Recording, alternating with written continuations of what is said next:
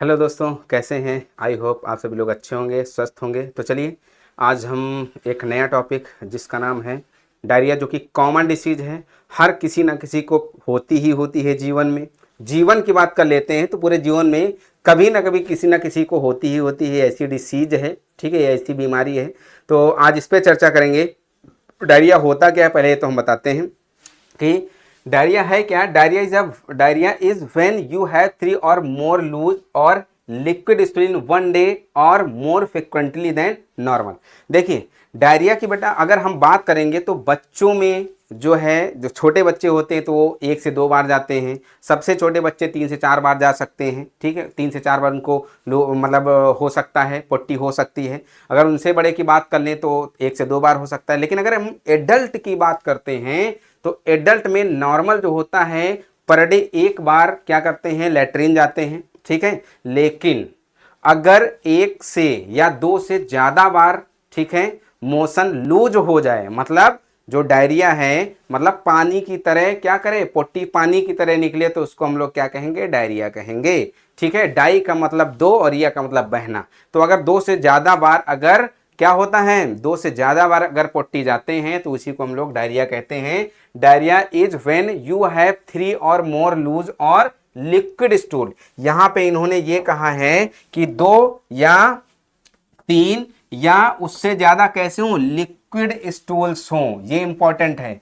कैसे liquid stool important है, एक दिन में, यहां पे एक दिन की बात कही गई है, आपको ये ध्यान देना है। जैसा कि नॉर्मल में नहीं होता है, जैसा कि नॉर्मल में नहीं होता है, इसी को हम लोग क्या कहेंगे, डायरिया के नाम से जानते हैं। क्या होता है डायरिया, ये हमने बता दिया कि diarrhoea is when you have 3 or more loose और लिक्विड स्टूल इन 1 day और मोर फ्रिक्वेंटली देन नॉर्मल। तो इसको हम लोग क्या कहेंगे, डायरिया कहेंगे। डायरिया के बाद इसके बाद हम लोग देखेंगे कि इसका काज क्या होगा। भाई डायरिया हो गई, डायरिया के बाद काज क्या होते हैं, किन कारणों से डायरिया फैल सकती है। तो डायरिया के काज कई होते हैं। जैसे इन्फेक्शन हो गया तो इन्फेक्शियस डायरिया हो गई, तो इन्फेक्शन की वजह से डायरिया हो गई। आपने क्या किया, खाना खाया, पार्टी में गए, पार्टी में क्या किया, नॉनवेज भी खाया और लास्ट में चलते चलते क्या क्या कर लिया, चलते चलते दूध भी पी लिया। अब वो पता नहीं कितने दिन का दूध हो, ये भी तो नहीं पता है कि वो कितने दिन का दूध हो, ठीक है। पता लगे उसमें बैक्टीरिया थी और वो बैक्टीरिया आप घर गए, यहाँ से तो आराम से खा पी के गए पार्टी से, और घर गए 2-3 बजा, गुड़ गुड़ गुड़ गुड़ शुरू, ठीक है। जब गुड़गुड़ गुड़गुड़ शुरू हो जाए तो उस कंडीशन में आप क्या करोगे, बार बार भगोगे। तो इस कंडीशन में होता क्या है बच्चा, इस कंडीशन में क्या होता है, फूड पॉइजनिंग बैक्टीरिया है जिसका नाम है Clostridium botulinum. Food poisoning bacteria है जिसका नाम क्लॉस्ट्रिडियम बोटुलिनम है। वो बैक्टीरिया क्या करती है, फूड पॉइजनिंग को काज करती है, जिसकी वजह से भी डायरिया आती है। कुछ मेडिसिन होती है, जैसे कि कुछ एंटीबायोटिक होती है, अगर हाई डोज एंटीबायोटिक ले लोगे, अगर उसमें प्रोबायोटिक्स नहीं मिला होगा, लाइक लैक्टिक एसिड नहीं मिला होगा, ठीक है, तो वो भी क्या काज करती है, वो भी डायरिया काज करती हैं, ठीक है। कुछ ऐसी डिसीज होती है जो आपके बॉवेल को डिस्टर्ब करती हैं, गैस हमेशा बनती रहती है। जैसे लीवर में अगर कोई दिक्कत होगी तो आपके गैस हमेशा बना रहेगा, ठीक है, तो बॉवेल को डिस्टर्ब करेंगे। कंटामिनेटेड फूड एंड वाटर, कहीं भी गोलगप्पे आप खा ले रहे हैं, कहीं भी आप चाट खा ले रहे हैं, तो वो क्या करेगा, तो वो आपको नुकसान तो करेगा ही, ठीक है, तो वो डायरिया काज कर देता है। तो काज इसके जो है वो इन्फेक्शन हो गया, कोई भी बैक्टीरियल इन्फेक्शन हो सकता है, वायरल इन्फेक्शन हो सकता है, पैरासाइट का इन्फेक्शन हो सकता है, जिसकी वजह से डायरिया होती है। फूड पॉइजनिंग तो हमने बताया, जैसे क्लॉस्ट्रिडियम बोटुलिनम नामक एक बैक्टीरिया होती है जो फूड पॉइजनिंग को काज करती है। आप फूड खाए, फिर दूध भी पी लिए, पता लगे उसमें फूड पॉइजनिंग बैक्टीरिया थी और क्या काज कर लिया, डायरिया काज कर लिया। मेडिकेशन, कुछ मेडिसिन होती है जो डायरिया काज करती है, वो मेडिकेशन हो गया उसका। साथ ही साथ डिसीज अफेक्टिंग योर बावेल, कुछ डिसीज होती है जो बावेल को अफेक्ट करती हैं, तो उसको हम लोग वो डायरिया बोलते हैं, बावेल अफेक्टिंग डायरिया बोलते हैं। कंटामिनेटेड फूड और वाटर इंपॉर्टेंट है। कंटामिनेटेड फूड वाटर, कहीं भी गोलगप्पे आप खा ले रहे हैं तो इसकी वजह से, कहीं का भी पानी यूज कर रहे हैं, कहीं का भी खाना यूज कर रहे हैं, तो उसकी वजह से भी डायरिया काज हो सकती है। नेक्स्ट इसके बाद हम लोग सिम्टम देखेंगे। तो सिम्टम तो कॉमन होता है, डायरिया है तो क्या होगा, मेन साइन इसका जो होगा वो डायरिया होगा या लूज या वाटरी स्टूल होगा। ये तो नॉर्मल सिम्टम है। नॉर्मल सिम्टम तो ये होता है कि वाटरी स्टूल आ जाए उसको नाम, लेकिन इसके साथ साथ कुछ अदर कॉमन सिम्टम होते हैं, जैसे कि bloating, cramp in your belly, मतलब गैस बार बार बनना, पेट ऐंठ करके दर्द होना, ठीक है, वो उल्टी हो जाना, फीवर चढ़ आना, ठीक है, नाउजिया, जी मत लाना, ठीक है, उल्टी हो जाना, बहुत ज़्यादा पेन होना। डिहाइड्रेशन बहुत इंपॉर्टेंट फैक्टर होता है, क्योंकि जब भी डायरिया होती है, उल्टी होती है तो बॉडी डिहाइड्रेट हो जाती है। कारण क्या होता है, ढेर सारे इलेक्ट्रोलाइट हमारी बॉडी के बाहर निकल जाते हैं।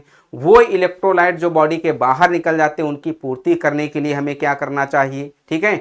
तो उसकी पूर्ति करने के लिए हमको इलेक्ट्रोलाइट के लिए, जैसे किसी को डायरिया हुआ, वोमिटिंग हुआ, तो आप देखते होंगे इन जनरल डॉक्टर के यहाँ जाते होंगे तो वहाँ बोतल चढ़ती होगी, इसका मतलब वहाँ इलेक्ट्रोलाइट चढ़ रहे हैं। क्या चढ़ रहे हैं, इलेक्ट्रोलाइट चल रहे हैं जो कि आपकी बॉडी से निकल गए हैं। सिम्टम में बेटा जो कॉमन सिम्टम है वो लूज और वाटरी स्टूल होता है, ठीक है। कुछ और इसके साथ ही हैं, ब्लोटिंग और क्रैम्प इन योर बेली होगा, नाउजिया होगा, फीवर, वोमिटिंग आएगा, सीवियर पेन हो सकता है और डिहाइड्रेशन जैसी चीजें हो सकती हैं। नेक्स्ट इसके बाद ये तो हो गया सिम्टम के बाद हम लोग देखेंगे डायग्नोस्टिक टेस्ट की बात कर लेंगे कि कौन कौन से ऐसे टेस्ट होते हैं।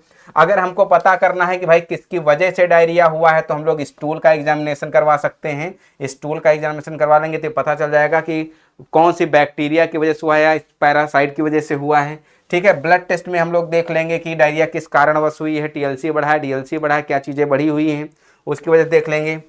अगर ये भी नहीं पता चल पा रहा है कि किसकी वजह से होता है स्टूल से भी, तो कोलोनोस्कोपी कराते हैं। कोलोनोस्कोपी में क्या करते हैं, कोलोन में इंस्ट्रूमेंट डाल करके और वहां से पता चल जाता है कि बैक्टीरियल इन्फेक्शन है या पैरासाइट का इन्फेक्शन, उससे क्या पता चल जाता है, बैक्टीरिया या पैरासाइट के बारे में पता चल जाता है। ये टेस्ट होते हैं जो डॉक्टर नॉर्मल उसमें करवाते हैं, किसमें, डायरिया में, ठीक है।